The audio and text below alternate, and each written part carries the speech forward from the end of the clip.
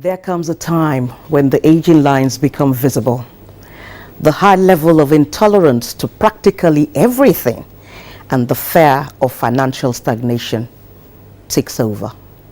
For many women, this midlife crisis can be worrisome, but are there tips to help navigate and survive this period in a woman's life? The searchlight beams on the 40-plus woman. I am Siju Alabi. Welcome to the show.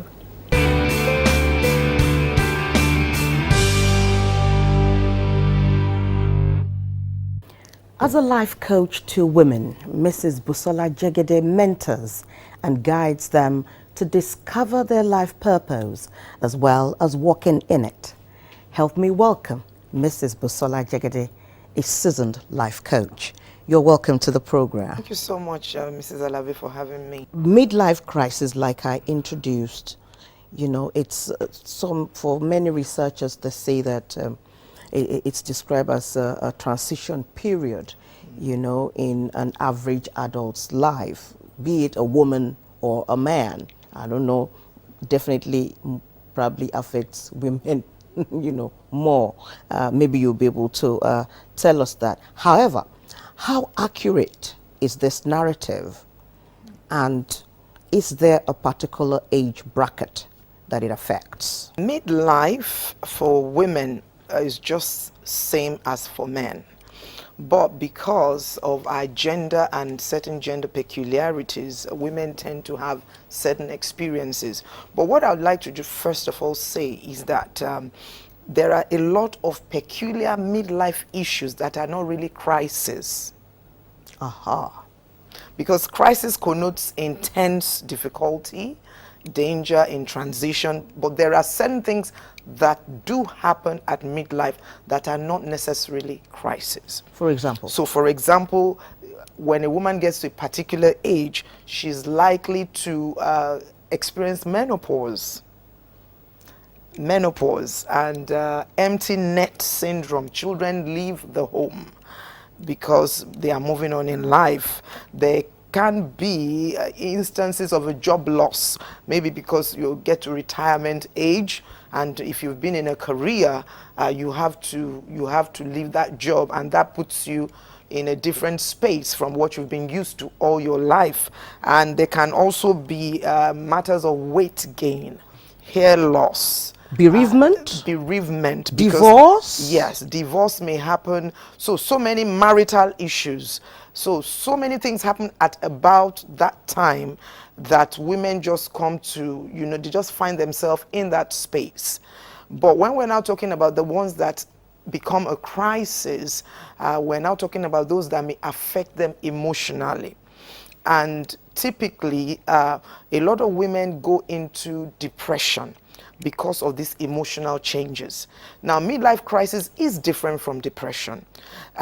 You can find out a woman is feeling sad because she's alone. She's used to having so many people around her, and now things are different, and so she's in a mood. But for depression, it lasts for a longer time.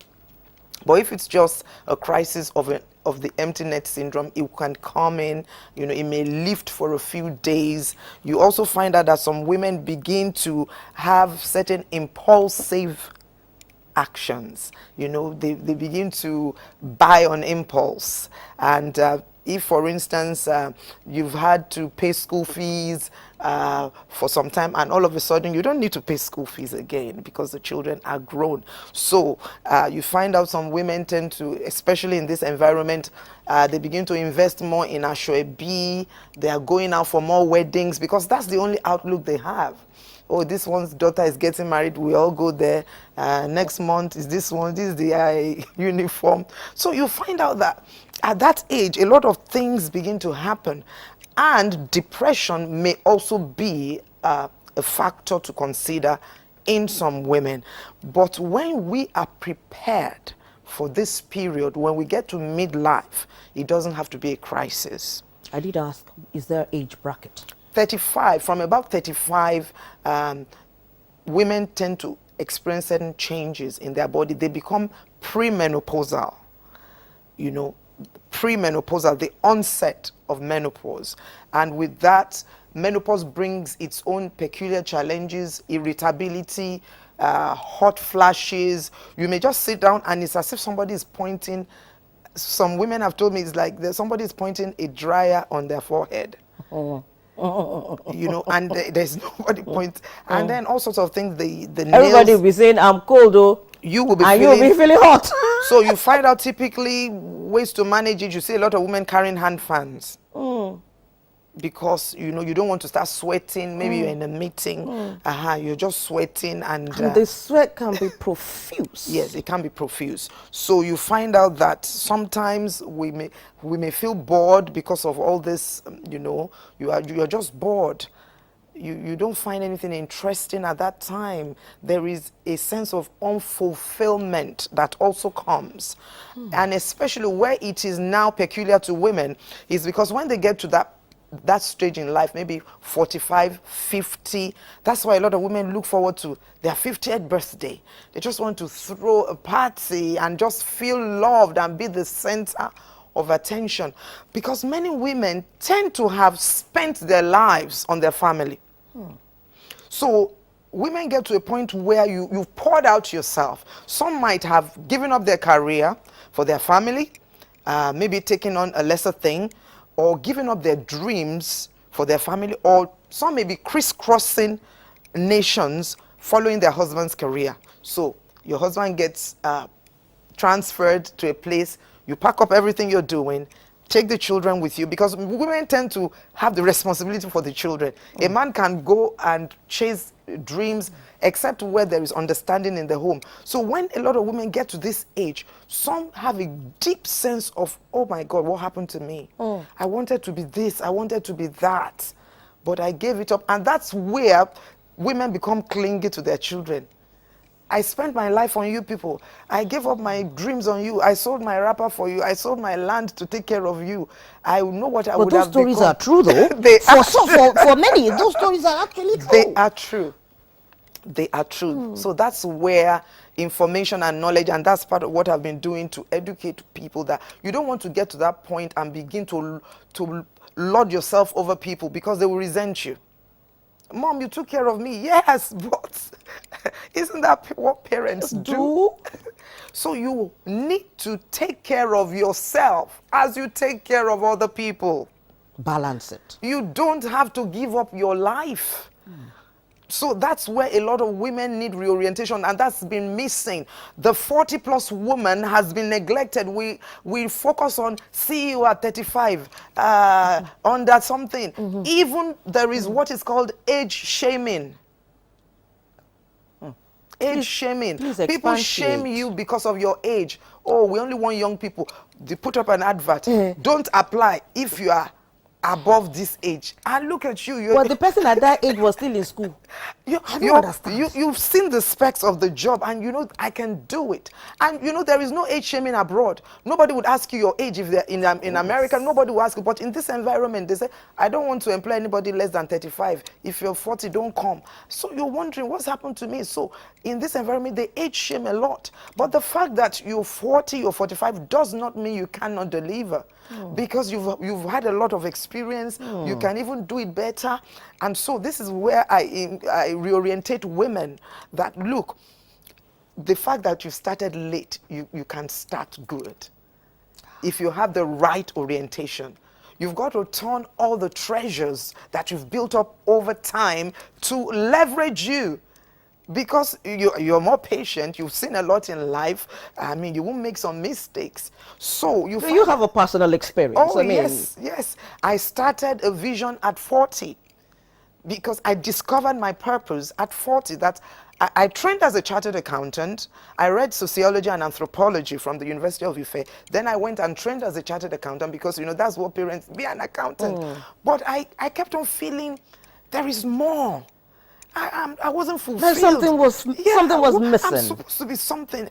And then I began to pray. And then it dawned on me, I'm supposed to be ministering to women, gathering women, helping them to find purpose, speaking to them, having meetings, you know, helping them to do their businesses. When I get to that space, I light up.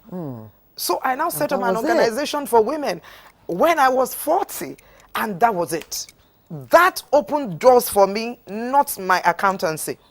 That opened doors for me, not the sociology.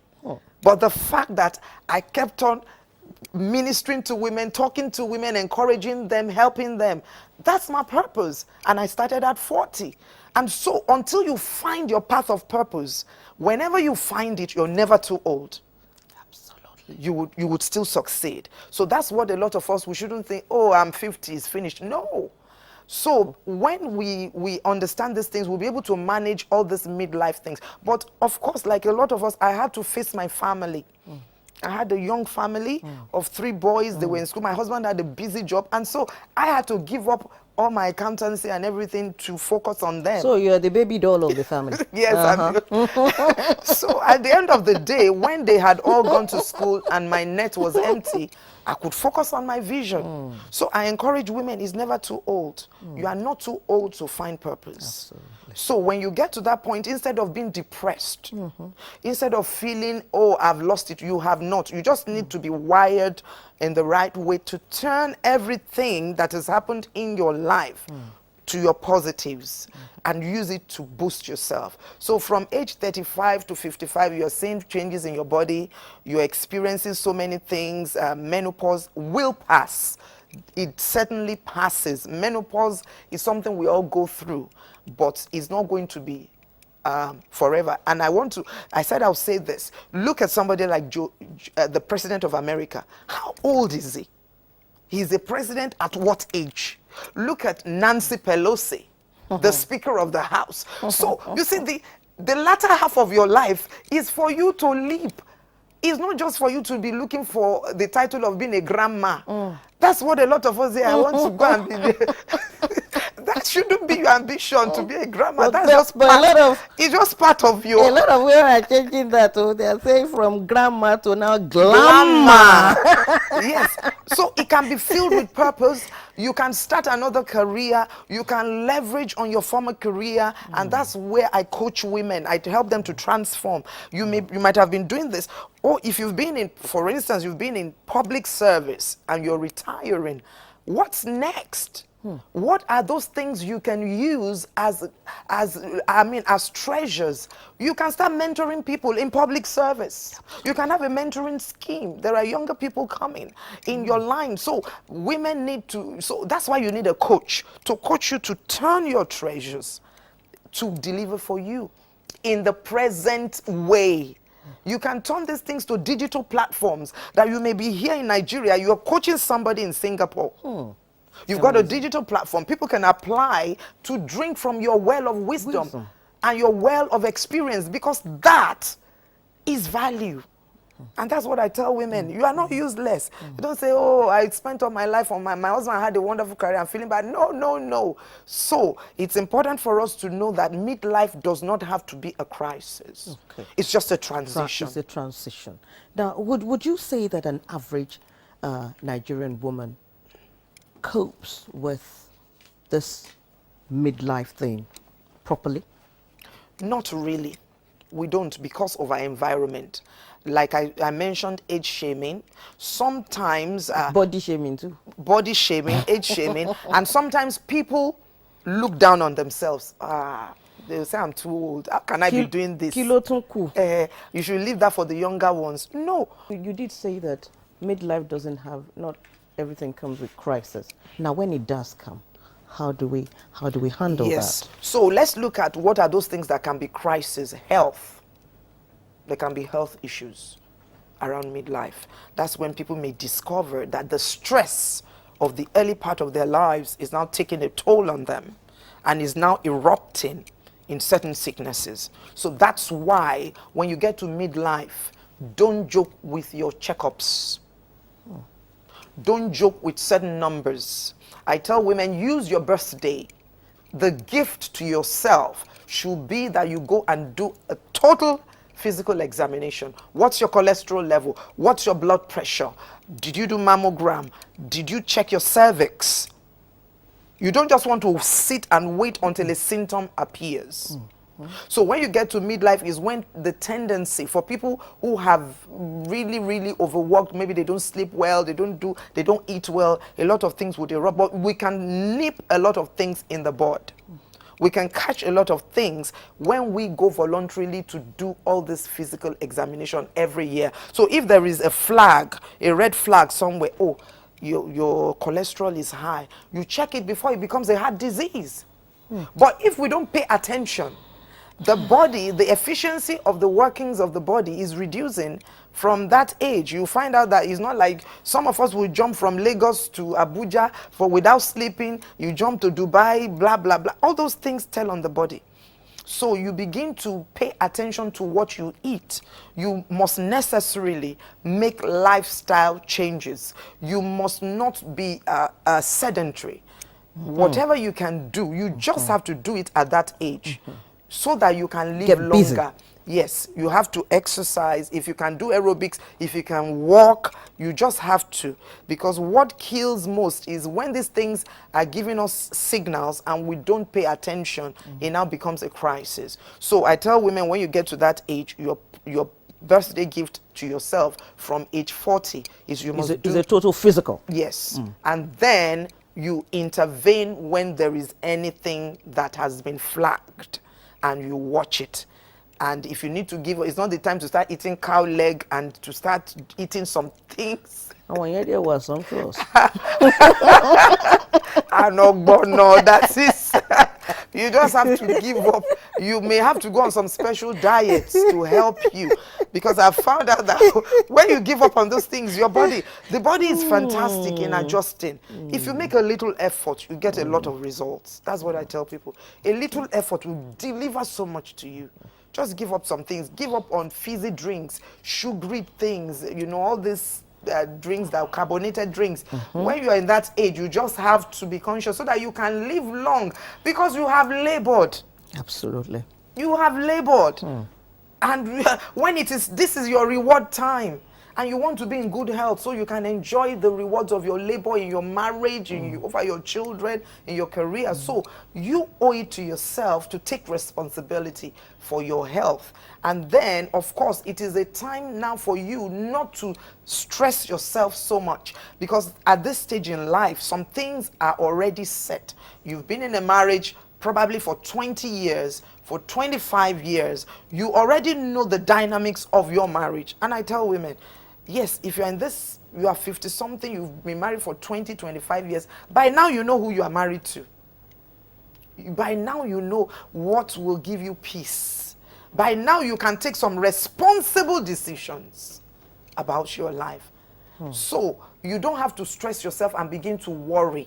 And then what typically happens to women in this age is, as their children grow up, they now carry the challenges of their own children on their head. So you see them, those who are faith-based, begin to go from mountain to mountain praying for their children. Some begin to carry, so you don't... But we can't stop praying for them. We cannot stop praying for them, but we shouldn't worry about them. Okay, good. Hand them over to God. Hand them over to God. Pray for them. In fact, we cannot stop praying for them, but we should not carry the burden that we have to live at the feet of the Lord. It's a gamut of information. The conversation continues after this quick break.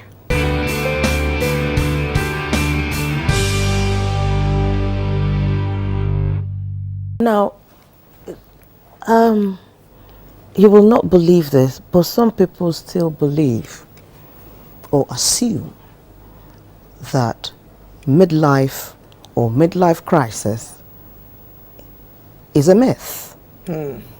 I mean, are we just hyping this? It is not a myth. It is just that people cope differently. People cope differently. And some people, because they've had things well set up in their lives, it may not be a crisis, like I said. But typically, some women, menopause really gives them a lot of health challenges. Whereas for some other women, they just go through. They may just find out that there is a cessation of their menstrual cycle without anything that they felt in their body negatively. They just find out that the thing has ceased, maybe intermittently, and all of a sudden. But for some people, they really feel sick, they are irritable. Yes, some, you know, they have all sorts of symptoms, and some would even spiritualize it and think they're going through spiritual attack. Yes. Because some people will sleep and wake up and say, I saw lines. Exactly. Lines will come. Insomnia comes with it. You find out that as we get into midlife, people find it more difficult to sleep. They are tossing and turning on the bed, and then maybe around 2 a.m. they just sleep off for about 2-3 hours. They're awake again. And so it depends on how different people, their body makeup, and how they cope with it. But you just have to know that whatever it is, you may need to catch some sleep in the afternoon, depending on your schedule, because everybody needs to sleep. So it is not a hype, it is real. And then for some people, it really gives them emotional problems like depression. They just find out they are crying. They wake up in the morning, they have everything, but they're just sad. So it could nosedive into depression. And when it does, there is the need for you to see a practitioner, get a health expert. Yes, and there may be need for counseling, therapy, so that it doesn't become clinical depression. As we wrap up. Now, words of encouragement for the 40-plus woman. I would say to every 40-plus woman, know that the second half of your life can be better than the first half of your life. Know that you are not too old to do that which you are wired to do. And you should, at this stage, hand everything over to your Creator and not worry. Worrying would affect one's blood pressure and could put one at a lot of health risk. So it is time for every 40-plus woman to see herself as standing in a peculiar place where all those things she had wanted to achieve, the platform is set. Because at that point in your life, you are done with the busy years of child rearing. Amazing. You're done with it, and you can go and have and have your life back. Thank you so much. You're welcome. So much for all that you've shared with us. I'll meet you at the meeting on Facebook. Thank you.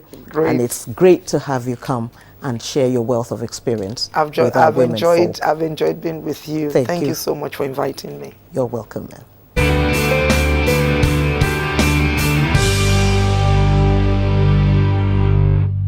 This week's Sisieko is an educator, a Merit Award winner, and a change agent.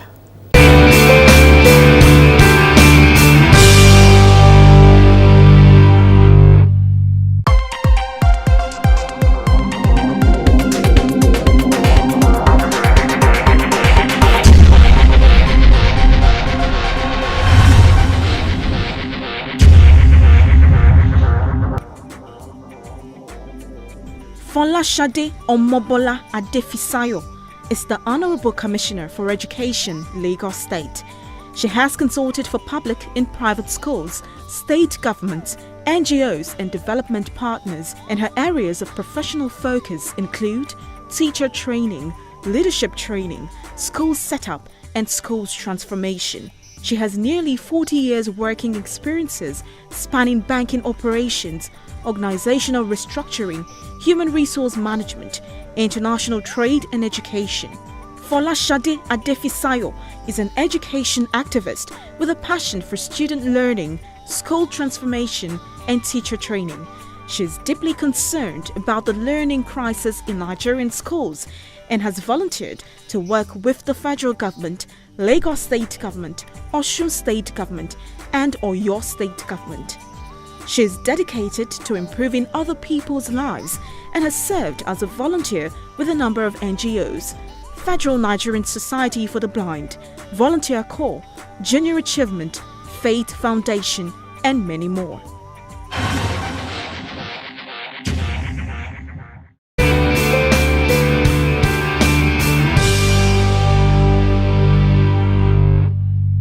How well do we adhere to workplace etiquette?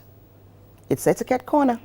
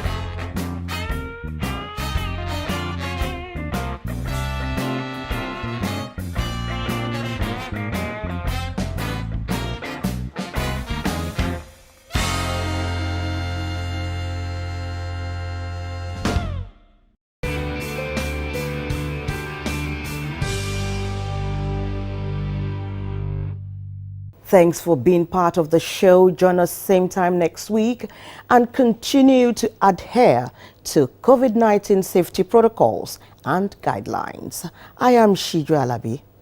Stay safe.